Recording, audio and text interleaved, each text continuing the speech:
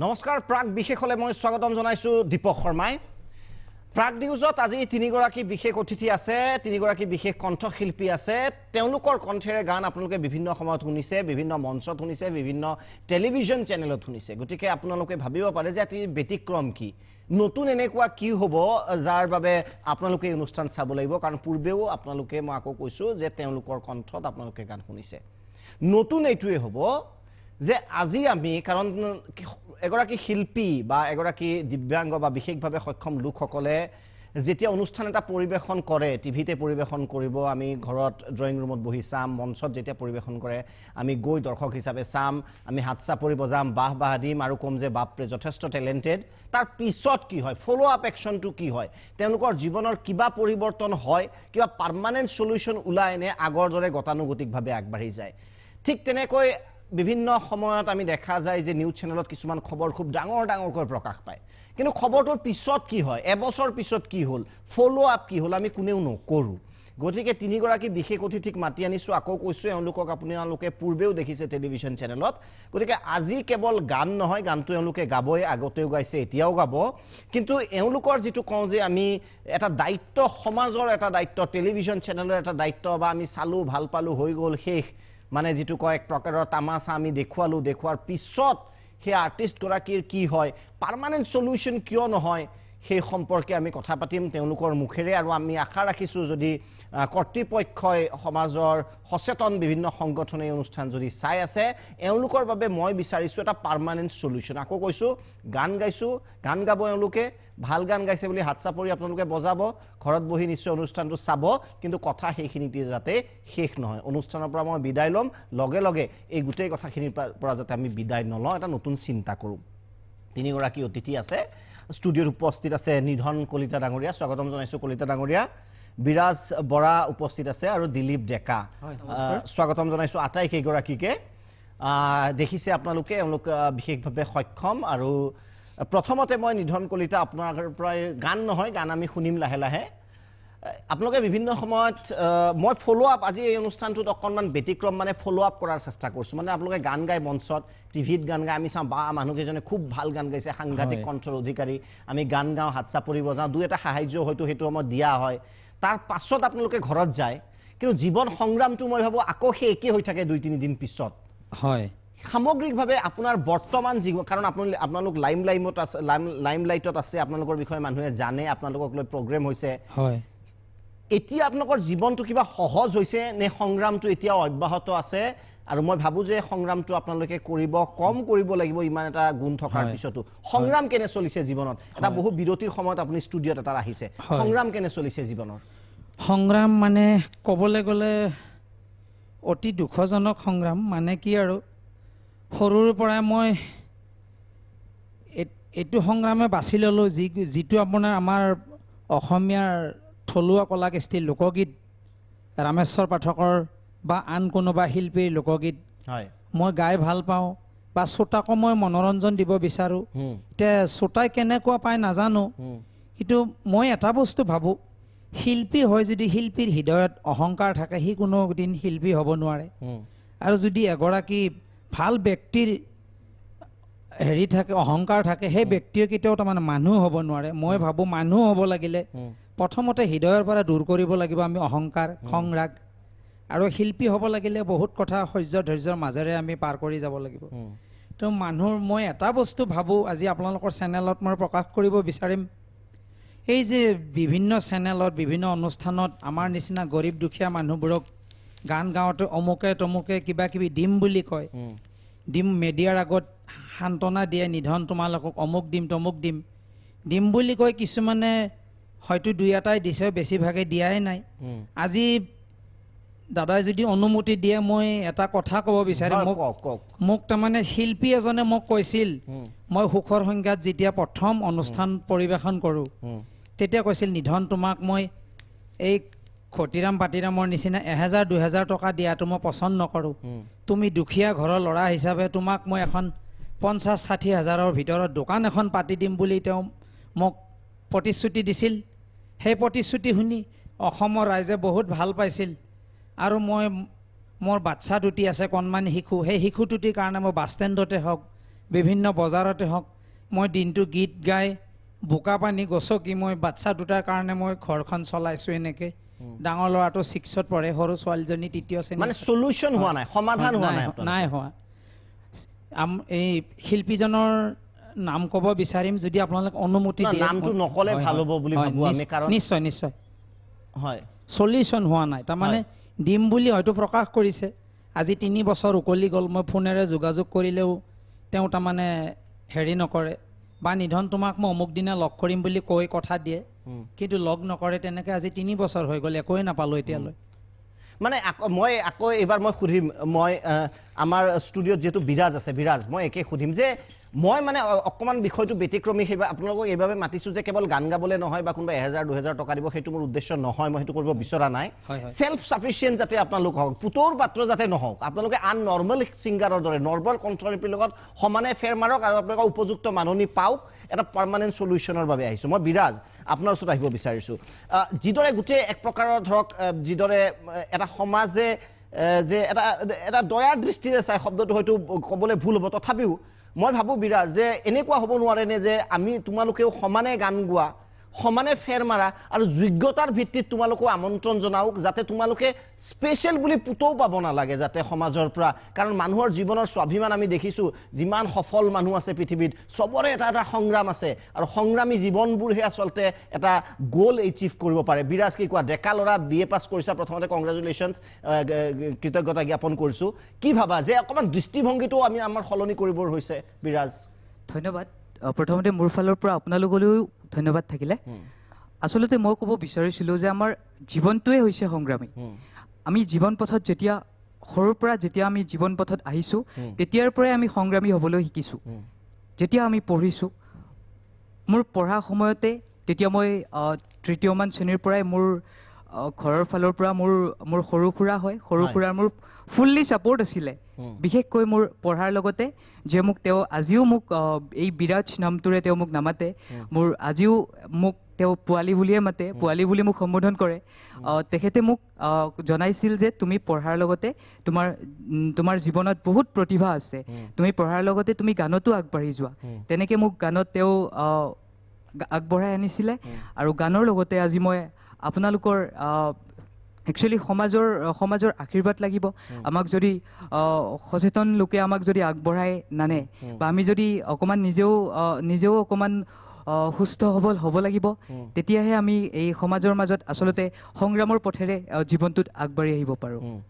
বিভিন্ন অনুষ্ঠানবিলাক যেটো হয় বিৰাজ মই আকো কৈছো যে তাৰ পিছত কিবা জীৱনৰ গতিপথ কিবা খলনি হয় নে আমি অনুষ্ঠানবোৰ চাওঁ কাৰণ ৰাইজে তাৰ পিছত জানিব লাগিব যে তোমালোকক গ্লেমাৰাইজ কৰা হ'ল ঠিক আছে ভাল কথা মানুহৰ মাজত চিনাকি কৰাই দিল তাৰ পিছত জীৱনৰ কিবা পৰিৱৰ্তন হয় নে পাৰ্মানেন্ট এটা সলিউশন নহলে সদায় সেই একেদৰে থাকি যায় একে সংগ্ৰাম আৰম্ভ হয় আকৌ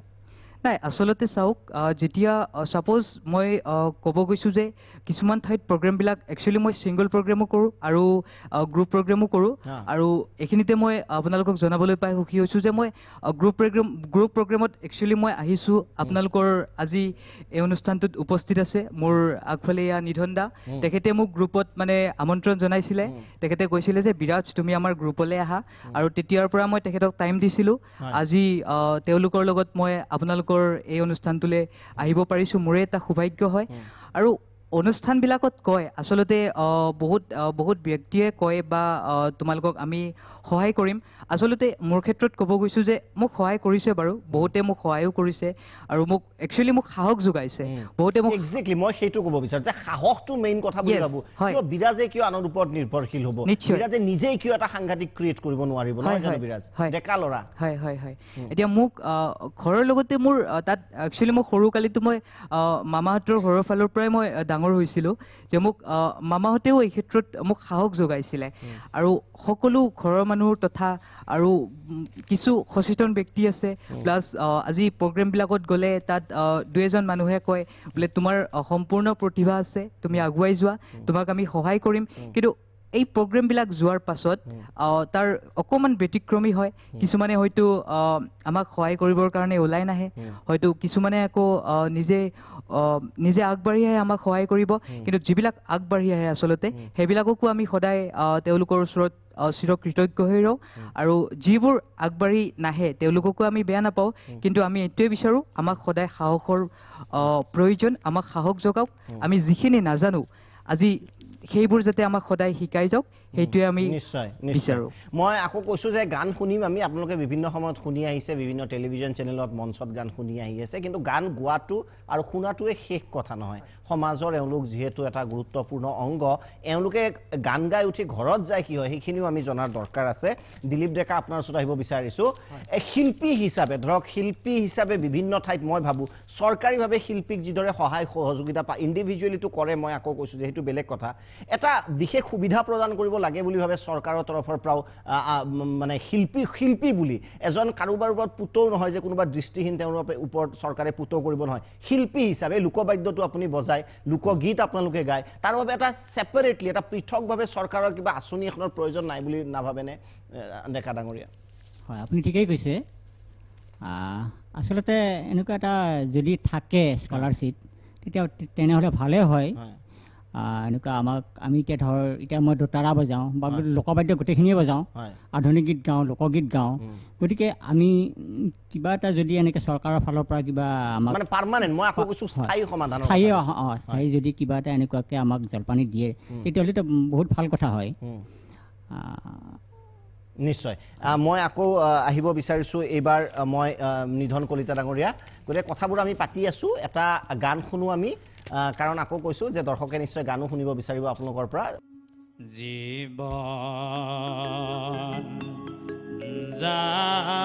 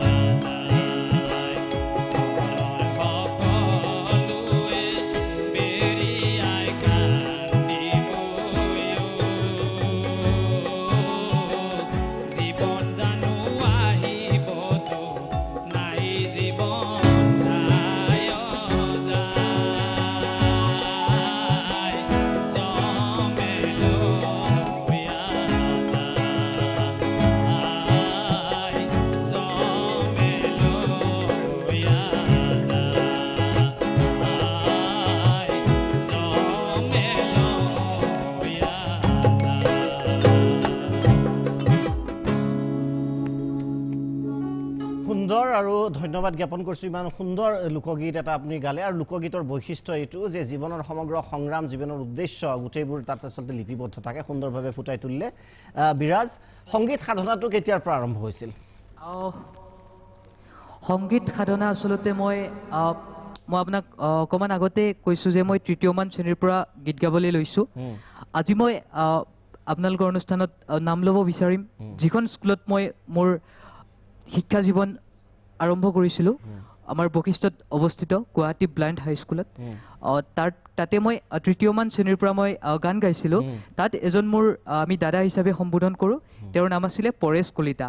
আৰু তেখেতে মোক ফাৰ্ষ্ট টাইম গানৰ কাৰণে মোক সাহস যোগাইছিলে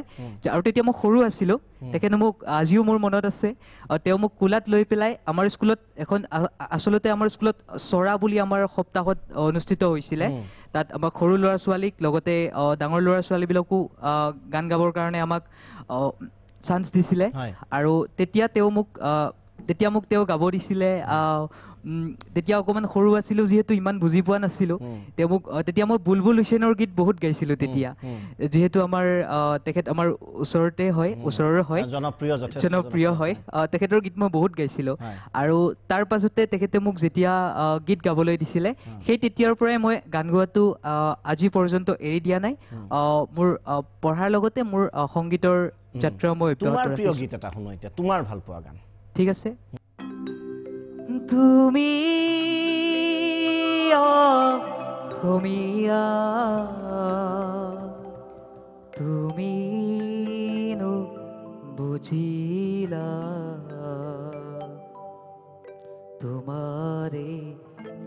অতীতৰ অমিয়া কমলাকান্তই লিখিছে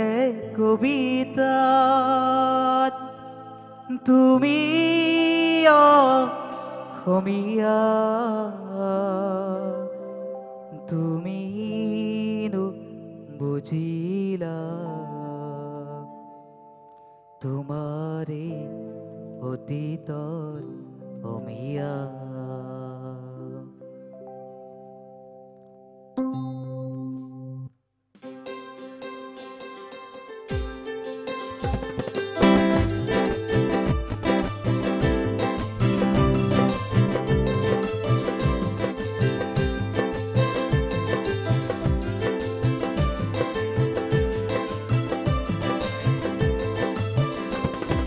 শংকৰে কিছে নামৰ কঠীয়া অসমীয়া হ'ব বুলি ৰখীয়া পিছে দেখো শংকৰৰ মহিমা আজিৰ অসমীয়া একো নুবুজা ইহৰে ৰাগিনী পালা অসমীয়া ইহৰে ৰাগিনী ইহৰে ৰাগিনী পালা অসমীয়া ইহৰে ৰাগিনী শংকৰে কিছে নামৰ কঠীয়া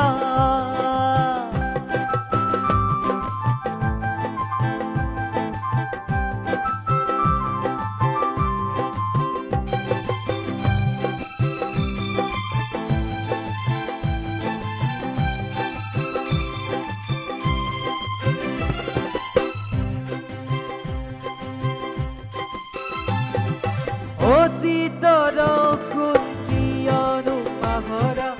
মিছা আৱৰণে নিজক কিয় সজোৱা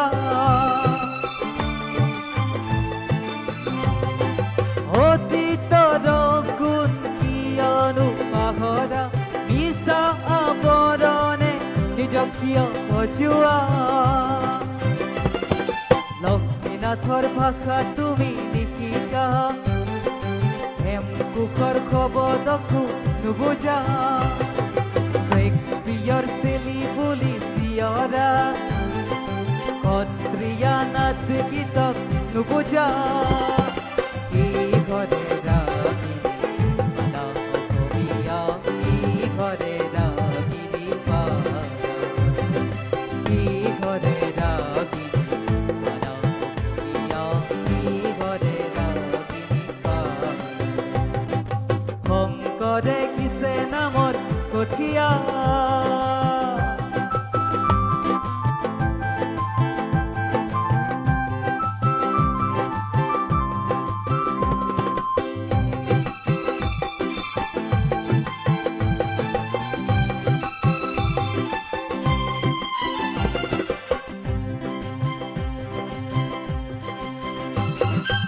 অসমীয়া বুলি গৌৰৱী নহবা আছে আছে বুলি ভাবি নাথাকিবা আজি যদি তুমি নিজকে নিচিনা পুৰণি পুৰুষৰ গৰিমা পাহৰা অহাকালি নিজকে হেৰুৱাবা অসমীয়া হবা তুমি নিচলা অহাকালি নিজকে হেৰুৱাবা অসমীয়া হবা বুলি ৰখিয়া পুৰণি কুঁৱৰী চোৱা অসমীয়া পুৰণি কুঁৱতী চোৱা শংকৰে কিছে নামৰ কঠীয়া অসমীয়া হবা বুলি ৰখিয়া দেখো শংকৰৰ মহিমা আজিৰ অসমীয়া একো নুবুজা কি হৰে ৰাগিনী পালা অসমীয়া কি হৰে ৰাগিনী পালা কি হৰে ৰাগিনী পালা অসমীয়া কি হৰে ৰাগিনী পালা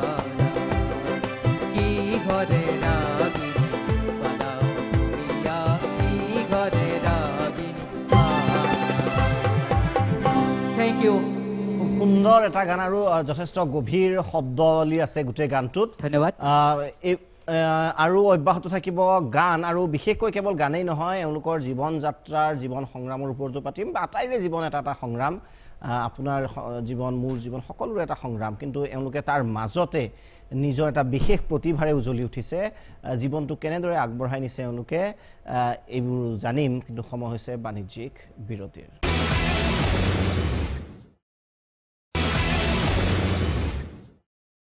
উভতি আহিছোঁ বিৰতিৰ পিছত প্ৰাক বিশেষ এই অনুষ্ঠানলৈ আজি আমি তিনিগৰাকী বিশিষ্ট কণ্ঠশিল্পী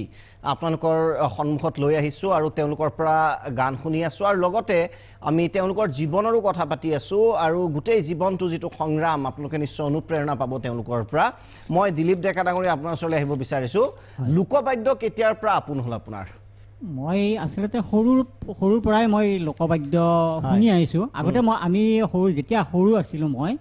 তেতিয়াতো মই গিটাৰখন দেখা নাছিলোঁ বা ঠিক তেনেকুৱা কীবোৰ্ড বা পেড এইবিলাক মই দেখা নাছিলোঁ মই দেখিছিলোঁ দোতাৰাখন মোৰ গুৰু সুনীল কুমাৰ শইকীয়াদেৱ তেখেতৰ ঘৰত মই গৈছিলোঁ তেতিয়া মই ক্লাছ 5ত তেখেতৰ ঘৰত কিবা কাৰণত গৈছিলোঁ স্কুলত গীত গাব লগা হৈছিলে তাৰপিছত তেখেতে দোতাৰা বজাই তেখেতৰ তাত মই মানে গান গাবলৈ তাৰমানে শিকিব গৈছিলোঁ যোৱাত তেখেতৰ ঘৰত দোতাৰা পাইছিলোঁ এনেকৈ দোতাৰাৰ মাতটোৱে মোক খুব আকৰ্ষণ কৰিছিলে আৰু তেখেতক কৈছিলোঁ মোক এটা দোতাৰা আপুনি দিব নেকি তেখেতে দোতাৰা বনায় তেখেতে নিজে বনায় নিজে তৈয়াৰ কৰে আৰু দোতাৰা বুলিয়েই নহয় গোটেই বাদ্য লোকবাদ্যবিলাক তেখেতে ৰাম কৰতাল ডগৰ বা এনেকুৱা গগনা এইবিলাক তেখেতে নিৰ্মাণ কৰে আৰু তেখেতে মোৰ যেতিয়া আগ্ৰহটো দেখিলে তেখেতে মোক দোতাৰা শিকাই দিলে গোটেইখিনি মই ৰাম কৰতালৰ পৰা ডগৰৰ পৰা একতাৰাৰ পৰা গোটেইখিনি তেখেতৰ তাৰ পৰা মই শিকি লৈছিলোঁ আৰু লোকগীতো তেখেতৰ পৰাই মই প্ৰথমতে সংগীতৰ শিক্ষা তেখেতৰ পৰাই পাইছিলোঁ আৰু তাৰপিছত মই আকৌ চিষ্টেমেটিক মই লাহে লাহে জীৱনৰ এটা অংগ হৈ গ'ল গোটেই লোকবাদ্য লোকসংগীত কি শুনাব এইবাৰ আপুনি মই এটি ঘোষা গাম হয় ও মই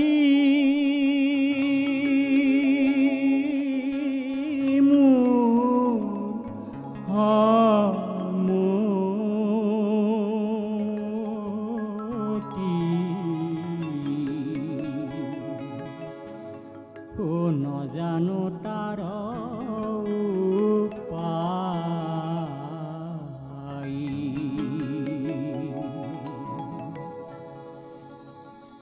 কি মতে ভকতি কৰিব তোমাক হৰি হৰি হৰি হৰিয়ে ও মই মোৰ মতি নজানো তাৰ উপায় ও মই মোৰ মতি নজানো তাৰ উপায়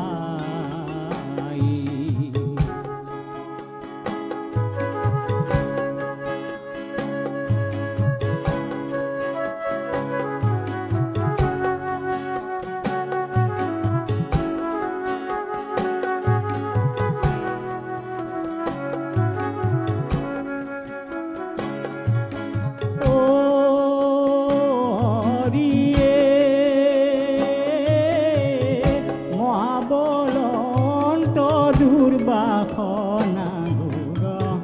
হৰিয়ে ও আমাৰ মনক এজিয়া দূৰ নাযায় তোমাৰ মায়াই মন মোহি আছে হৰি হৰি হৰি হৰিয়ে অজ্ঞান আন্ধাৰে কৰিয়া পাৰ নাপায় কিমতে ভকতি কৰিব তোমাক হৰি হৰি হৰি হৰিয়ে ও মই মোৰ মতি নজানো তাৰ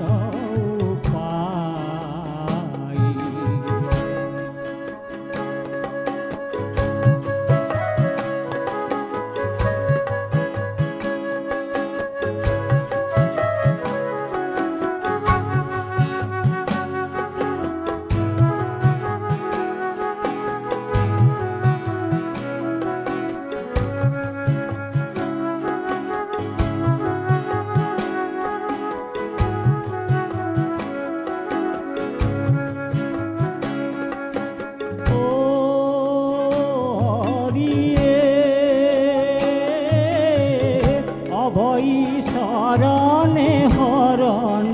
পুজিলো হৰিয়ে ও তুৱা গুণ নাম মকুটি প্ৰদীপ চাই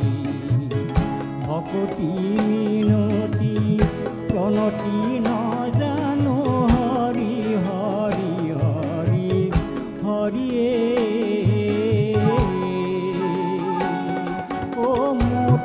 পৰে জ্ঞান নমুতি নাই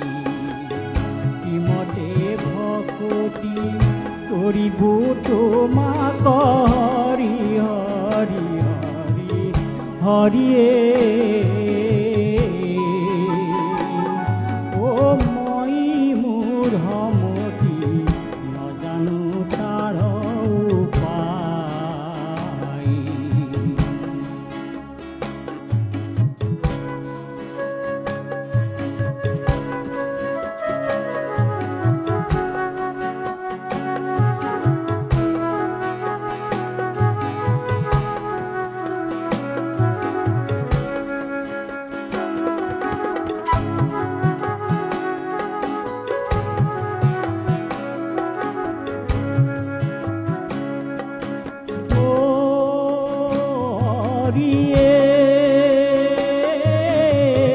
তুমি প্রভু কৃপার হের সাগর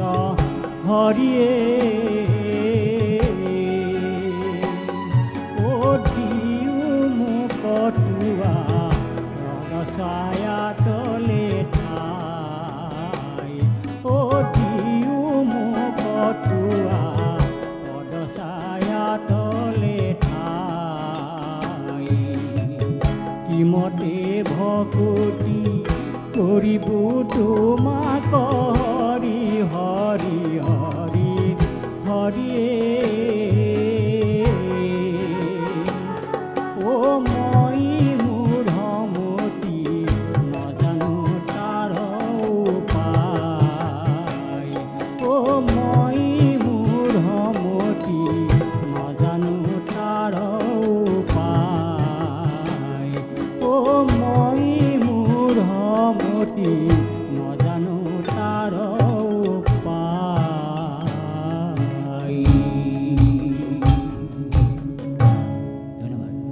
নিশ্চয় ভক্তি ৰসেৰে নিশ্চয় আপ্লুত হৈছে প্ৰাগৰ দৰ্শক অনুষ্ঠান অব্যাহত থাকিব কিন্তু এইখিনিতে সময় হৈছে পুনৰ এক বাণিজ্যিক বিৰতিৰ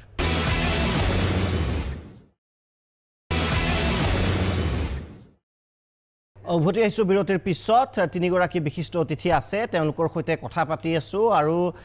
তেওঁলোকৰ আমি গান শুনি আছোঁ নিধন কলিতা পুনৰ আপোনাৰ ওচৰত আহিব বিচাৰিছোঁ কিবা এটা শুনোৱাৰ আগতে মই সুধিব বিচাৰিম যে মই যেটো কৈছিলোঁ চেন্ট্ৰেলাইজ যদি কিবা তেনেধৰণৰ স্কিম যদি হয় চৰকাৰৰ তৰফৰ পৰা তো সংগীত বিদ্যালয় এখনে হোক বা তেনেধৰণৰ যদি চৰকাৰী ব্যৱস্থা হোক তেতিয়া বেছি সুবিধা হয় কাৰণ আপোনালোকে আকৌ কৈছোঁ যে ষ্টুডিঅ'ত অনুষ্ঠান কৰিব অলপ বৰঙনি পাব এইটো স্থায়ী সমাধান দিব নোৱাৰে আকৌ সেই একেই চিন্তাই জুমুৰি ধৰিব আপোনালোকক গতিকে সাধনাই কৰিব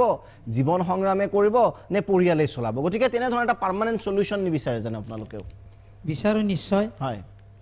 কিয়নো প্ৰভু ভগৱন্তৰ কৃপাত চৰকাৰৰ পৰা সহায় বিচাৰো কিন্তু কি হয় কোনোবাই দুই এজনে দিম বুলি দিয়ে কিছুমানে হয়তো প্ৰতিশ্ৰুতি দিয়ে প্ৰতিশ্ৰুতি ৰক্ষা কৰিব নোৱাৰে মই এটা বস্তু ভাবো অকল মোৰ ক্ষেত্ৰত মই ক'ব যোৱা নাই আমাৰ দৰং ডিষ্ট্ৰিক্টত বা সমগ্ৰ অসমত যিখিনি বিকলাংগ আছে এই বিকলাংগখিনিক আমাৰ চৰকাৰৰ তৰফৰ পৰা কিছু আগুৱাই নিয়ক আৰু তেখেতসকলে যদি আমাক আগুৱাই নিনিয়ে আমি আগুৱাইতো নিজে যাব নোৱাৰিম কাৰণ আমি সদায় আনৰ ওচৰত হাত পাতি ফুৰা মানুহ যি গতিকে আমি চৰকাৰৰ তৰফৰ পৰা যদি তেওঁলোকে আগুৱাই নিনিয়ে আমি আগুৱাই যাবলৈ আমাৰ বেলেগকৈ তেনেকৈ নিশ্চয় এটা গান শুনিম কিন্তু মই এটা বিষয় ভাবোঁ যে আপোনালোকক মই আকৌ কৈছোঁ যে পুতৰ দৃষ্টিৰে নহয় আপোনালোকে কণ্ঠশিল্পী হিচাপে যাতে আপোনালোকে সেই সুবিধাকণ প্ৰদান কৰে অন্যখিনিতো আছে কিন্তু শিল্পী হিচাপে মূলতঃ পুতৰ নহয় আকৌ কৈছোঁ সেইখিনি আপোনালোকৰ অধিকাৰ আৰু প্ৰাপ্য কি শুনাব এবাৰ মহাদেৱ আহিছে ডম্বৰু বজাইছে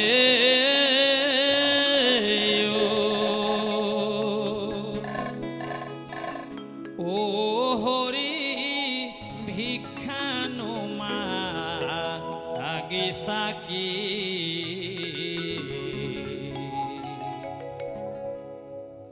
আৰ ভিক্ষা মই মাগা নাই হেমবন্ত ৰাজাই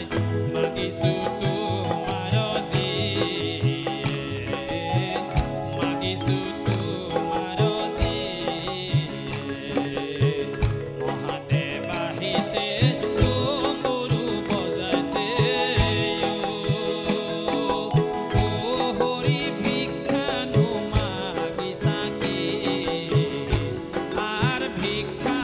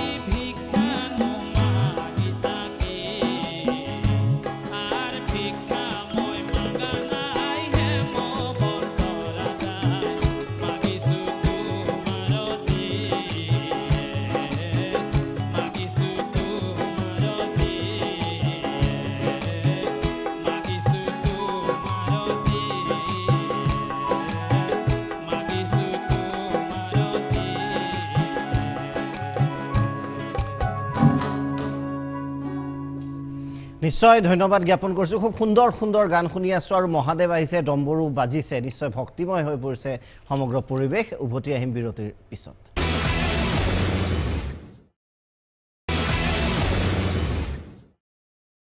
উভতি আহিছোঁ বিৰতিৰ পিছত আৰু তিনিগৰাকী বিশিষ্ট কণ্ঠশিল্পী আমাৰ লগত আছে তেওঁলোকৰ পৰা আমি গান শুনি আছোঁ আৰু বিভিন্ন এই যিটো লোকবাদ্যৰ প্ৰতি তেওঁলোকৰ যিটো দুৰ্বলতা লোকবাদ্যক অনন্যভাৱে তেওঁলোকে চৰ্চা কৰিছে সেই সম্পৰ্কে তেওঁলোকৰ পৰা জানি আছোঁ আৰু আশা কৰিছোঁ যাতে চৰকাৰী ফালৰ পৰাও এনেধৰণৰ কিবা স্কিমৰ প্ৰয়োজন এওঁলোকৰ বাবে বিশেষকৈ যাতে সংগীত সাধনা লোকসংগীত লোকবাদ্যক এটা অন্য স্তৰলৈ নিব পাৰে বিৰাজ গান শিকাটো কেনেকুৱা হৈ আছে ৰিয়াজ কেনেকুৱা চলি আছে সেইটো জানিম এতিয়া আচলতে গান শিকিবলৈ গ'লে একচুৱেলি ৰিহাৰ্চৰ বহুত প্ৰয়োজন হয় আৰু জেনেৰেলি ৰাতিপুৱা উঠি পেলাই সদায় আমি আলাপ কৰিব লাগে সদায় যিখন আমাৰ চাৰিগামাপা আমি সেইবোৰ ৰেৱাজ কৰিব লাগে লগতে প্লাছ আমি যদি বিভিন্ন ব্যস্ততাৰ মাজতো যদি আমি আবেলিৰ ভাগতো যদি আমি এবাৰ কৰিব পাৰোঁ তেতিয়াহ'লে আসলে আমাৰ কাৰণে বহুত ভাল একচুয়ালি আমাৰ কাৰণে বুলি নহয় যিসকল শিল্পী আছে তোমাৰ কেনেকুৱা চলিছে ৰিয়াজ ব্যক্তিগতভাৱে মোৰ ঠিকে চলি আছে কিন্তু একচুয়ালি মই ক'ব গৈছো যে ৰাতিপুৱাৰ ভাগত মোৰ এতিয়া কৰাই নহয় যেহেতু মোৰ ৰাতিপুৱা শুই উঠোতে অকমান দেৰিয়ে হয় এটো কাৰণে কেতিয়াবা কৰিবও নোৱাৰো কিন্তু যিখিনি বিহুৰ শ্ব'বিলাকৰ আগে আগে একচুয়ালি কৰিছিলো এতিয়া যেহেতু বিহুৰ শ্ব' শেষ হৈছে এটো কাৰণে অকমান তথাপিও গধূলিৰ ভাগত হলেও নিশ্চয় অকমান ৰিয়াজ কৰা হয় নিশ্চয় নিশ্চয় আৰু এটা বিষয় মই দৰ্শকলৈ মই আকৌ কৈছো যে আজি নৰ্মেলি অনুকক আহিছে গান গাইছে এনেকুৱা কথা নহয় বহুতে আমালৈ ফোন কৰে মোলে ফোন কৰে যে দাদা শ্ব' এটা কৰিব দিয়ক কণ শিকু আছে শ্ব' কৰাটো ডাঙৰ কথা নহয় সাধনাটো সংগীত এনেকুৱা এটা বস্তু যে জীৱনৰ শেষ দিনটোলৈ শিকি থাকিব লাগিব এনেকুৱা নহয় যে মই এটা সুবিধা দিলো আহিলে গান গালে গুচি গ'ল সেনেকুৱা নহয় নিজকে এনেভাৱে প্ৰস্তুত কৰি তুলিব লাগে মই ভাবো কাৰণ যিসকলে ফোন কৰে তেওঁলোকৰ বাবেও কৈছো যে মই যাতে আপোনালোকক বিচাৰি যাওঁ মই আপোনালোকৰ এটা এপইণ্টমেণ্ট এটা গানৰ বাবে যাতে হাহাকাৰ কৰোঁ তেনে ধৰণৰ যাতে হয় বিৰাজ কি শুনাবা হে মাটি কলহৰ পানী খাবা দেখা শীতল পৰিব হে গাঁৱৰ ডেকা ভাল পাবি ফেচিলিটি বাঢ়িব এইটো আমাৰ নীলাকাশদাৰ গীত এইটো মই প্ৰতিখন মঞ্চতে এইবেলি গাইছোঁ হয়তো ভুল হ'ব পাৰে অকণমান তাৰ কাৰণে ক্ষমা বিচাৰিছোঁ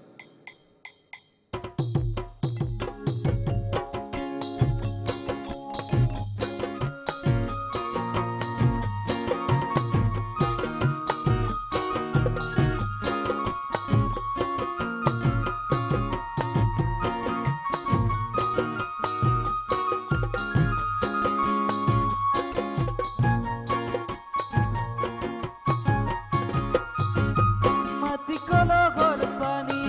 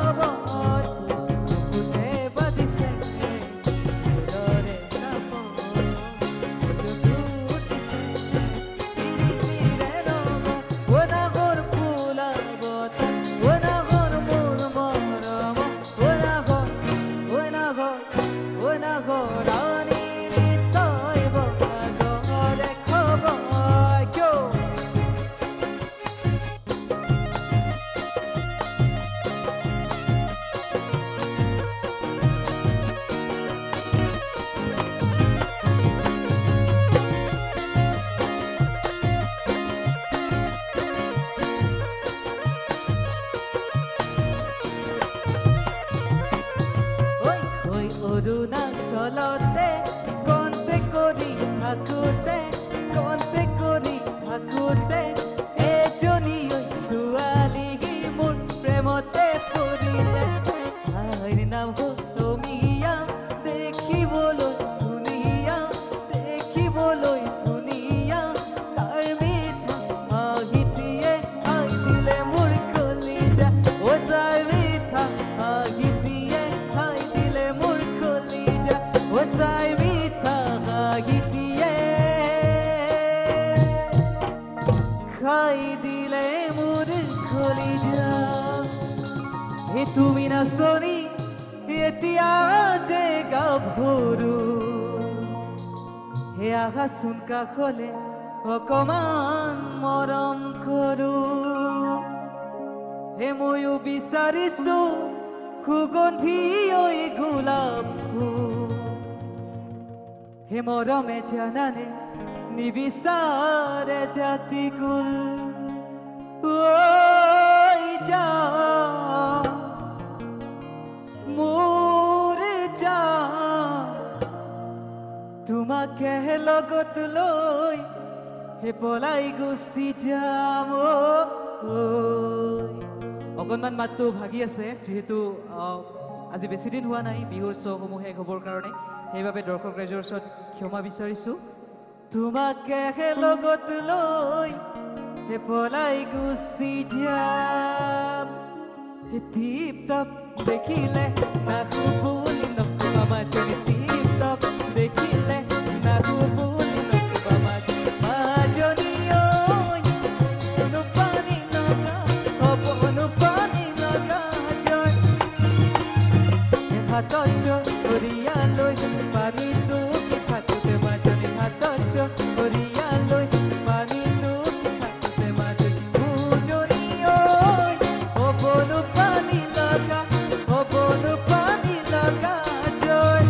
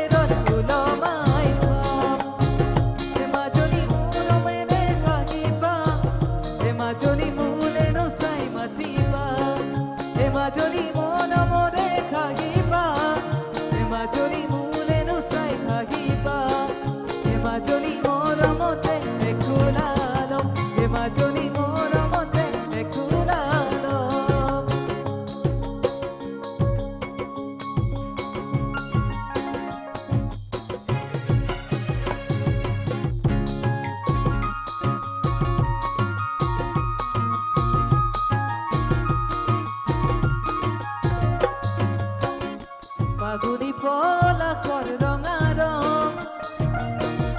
নাজানো জোন মনিৰ কালৈ মন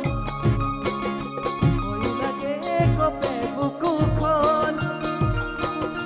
নাজানো জোন মনিৰ কালৈ মন ও জোন ও জোন ও জোন ও জোন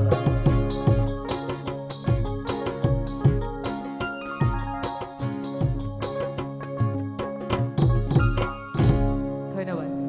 নিশ্চয় খুব সুন্দৰ ধন্যবাদ জ্ঞাপন কৰিছোঁ কিন্তু আৰু এটা আশা লগতেও কৰিছোঁ মই আকৌ কৈছোঁ যে খুব ধুনীয়া গাইছা সুন্দৰ কণ্ঠৰ অধিকাৰী কিন্তু মই অন্ততঃ ভাবোঁ মোৰ ফালৰ পৰা যে বিৰাজে যাতে আৰু অধিক সংগীত সাধনা কৰি যাওক আৰু কেৱল আনৰ গীতেই নহয় নিজেও যাতে সৃষ্টি কৰক বিৰাজে গান আৰু বিৰাজৰ গান যাতে ৰাষ্ট্ৰীয় প্ৰেক্ষাপটত কেৱল অসমতে সীমাবদ্ধ নহয় ৰাষ্ট্ৰীয় প্ৰেক্ষাপটত যাতে আগবাঢ়ি কিবা এটা ক'ব বিচাৰিছোঁ হয় দাদা মই এইখিনিতে মই আৰু এটি কথা ক'ব বিচাৰিছোঁ যিহেতু মোৰ এটা আপোনালোকক এই অনুষ্ঠানটিৰ জৰিয়তে জনাবলৈ পাই সুখী হৈছোঁ যে মোৰ অতি কম দিনৰ ভিতৰত হয়তো জুলাই আগষ্টৰ ফালে গানটোৰ ৰিলিজ দিয়াৰ কাৰণে আগবাঢ়িছোঁ মোৰ এটি নতুন গীত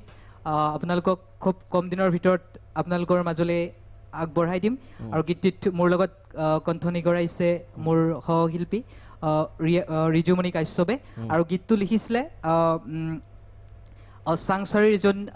মহান ব্যক্তি তেখেতৰ নাম নৰেশ কুমাৰ হয় তেখেতে মোক অনুৰোধ কৰিছিলে যে তেখেতৰ ওচৰত এখন বিহু মঞ্চত মই গৈছিলোঁ গান গাবৰ কাৰণে তেতিয়া তেখেতে মোৰ অনুষ্ঠান দেখি পেলাই তেখেতে মোৰ ওচৰত আহিছিল আহি পেলাই আপোনাক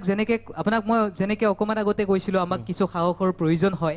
ঠিক তেনেকৈ মোক তেখেতে সাহস যোগোৱাৰ লগতে তেখেতে কৈছিল যে ভাইটি মই আচলতে গীত লিখোঁ কিন্তু তুমি মোৰ কাৰণে এটি গীত গাব লাগিব গতিকে তোমাক মই সেইখিনি সুবিধা দিব পাৰিলে নিশ্চয় ভাল পাম আগন্তুক দিনত যিখিনি গীতটোৰ কাৰণে যিখিনি সা সুবিধাৰ প্ৰয়োজন হয় গোটেইখিনি তেওঁ গ্ৰহণ কৰিম বুলি কৈছে নিশ্চয় আৰু সেই হিচাপে মই তেখেতৰ গীতত গান গাবলৈ মই আগবাঢ়ি আহিছোঁ নিশ্চয় আৰু আমিও আশা কৰিছোঁ ৰাইজে গানটো আদৰি ল'ব সময় হৈছে বিৰতিৰ সেই অংশলৈ উভতি আহিম বিৰতিৰ পিছত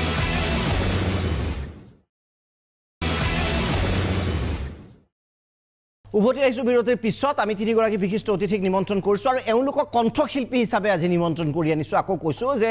এওঁলোকৰ গীত শুনি আছোঁ আমি বিশিষ্ট কণ্ঠশিল্পী হিচাপে আৰু আশা কৰিছোঁ এওঁলোকে যাতে অসমৰ যি লোকবাদ্য লোকসংগীত এক অনন্য স্তৰ লৈ যায় কাৰণ এওঁলোকৰ যিটো সাধনা এওঁলোকৰ যিটো একাগ্ৰতা সেয়া হয়তো বহু তথাকথিত শিল্পীৰ ওচৰতো নাই আৰু এই একাগ্ৰতাই এওঁলোকক আকাশৰ সীমনা পাৰ কৰি অন্য দিগন্তলৈ নিশ্চয় লৈ যাব এওঁলোকৰ প্ৰতিভাই মই ডেকা ডাঙৰীয়া অনুষ্ঠান প্ৰায় শেষ কৰিবৰে হৈছে মই আপোনাৰ শেষবাৰৰ বাবে আপোনাৰ কণ্ঠ তাৰপিছত আমি এটা গান শুনিম আপোনাৰ কণ্ঠত কি শুনিব পাৰিম এবাৰ মই সংগীত সূৰ্য ডক্টৰ ভূপেন হাজৰিকাদেৱৰ এটি বিখ্যাত গীত গাইছোঁ গাবলৈ ওলাইছোঁ ওলালে মাৰ্জনা কৰিব নিশ্চয়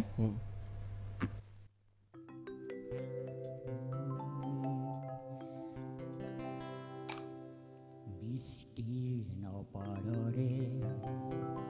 অসংখ্য জনৰে হাহাকাৰ শুনিও নিশব্দে নীৰৱে বুঢ়ালৈ তুমি বুঢ়ালৈ বোৱা কিয় 1 2 3 go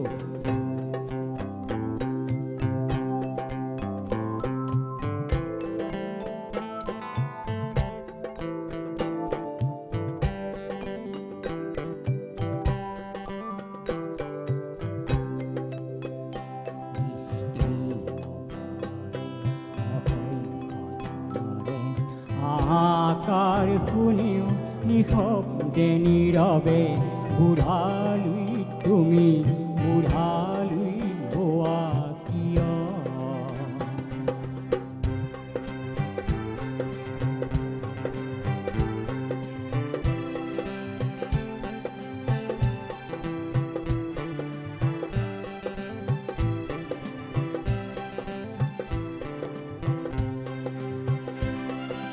নৈতিকতা চলন দেখিও মানৱতা পতন দেখিও নিৰ্লজ্জ অলস ভাৱে ভুৱা কিয় জ্ঞানবিহীন নিৰক্ষৰ খাদ্যবিহীন নাগৰিক নেতৃবিহীনতাত নিমখ কিয় উন্মত্ত জ্ঞানবিহীন নিৰক্ষৰ খাদ্যবিহীন নাগৰিক নেতৃবিহীনতাত নিমখ কিয়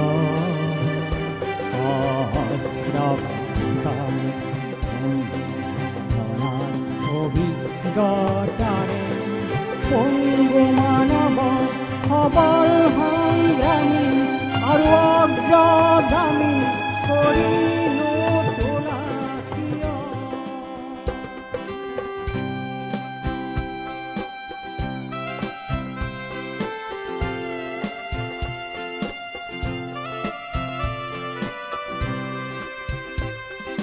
ব্যক্তি যদি ব্যক্তি কেন্দ্ৰিক সমষ্টি যদি ব্যক্তিত্বৰহিত তেনে শিথিল সমাজক নাভাঙা কিয়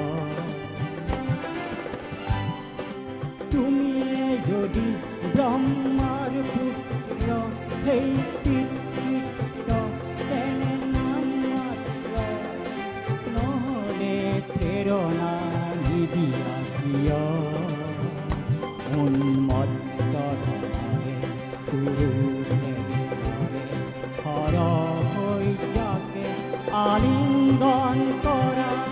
গ্ৰীষ্মৰূপী অজস্ৰ ভিৰক জগাই নোতোলা কিয়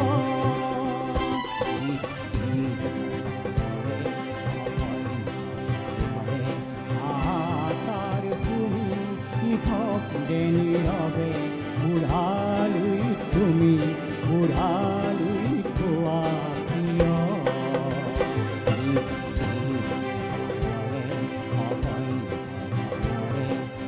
আকাৰ শুনিও নিশব্দে নীৰৱে বুঢ়ালৈ খোৱা কিয়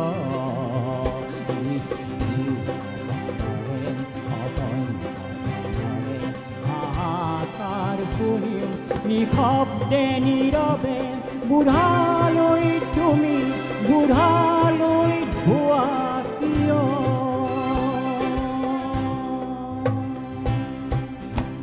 ধন্যবাদ খুব সুন্দৰ আৰু আমি আশা কৰিছোঁ সাংস্কৃতিক মন্ত্ৰণালয় আছে নীৰৱ নিশব্দ হৈ নাথাকক কেৱল এচি ৰুমত সাংস্কৃতিক অনুষ্ঠান পাতি অসমৰ সংস্কৃতি ৰক্ষা কৰিব নোৱাৰি বা নালাগে এওঁলোকৰ দৰে শিল্পীসকলক যাতে মই আকৌ কৈছোঁ স্থায়ী সমাধান এটা বাৰে বাৰে মই কথাটোকে কৈছোঁ মই বিচাৰিছোঁ এটা স্থায়ী সমাধান যাতে এওঁলোকে জীৱন জীৱিকা আৰু সংগীত সাধনা একেলগে লৈ যাব পাৰে অনুষ্ঠান শেষ কৰিব হৈছে মই বাদ্যযন্ত্ৰীসকলকো আটাইকেইগৰাকীকে ধন্যবাদ জ্ঞাপন কৰিছোঁ খুব সুন্দৰভাৱে সংগত কৰিলে আটাইকেইগৰাকীয়ে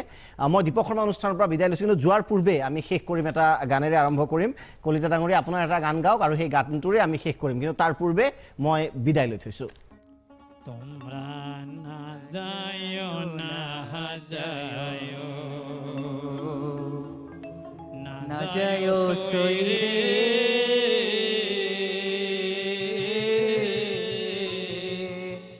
ওই না যমুনার জলে বারো মাসে তেরো ফুল ফুটে বারো মাসে তেরো ফুল ফুটে কানায় মজারে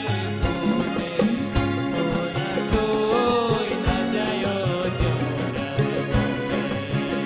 কানা মজারে ফুটে ওরা সই না যায় জোড়ার না যায় না যায় সই রে ওই না যমুনার জলে ও তোমরা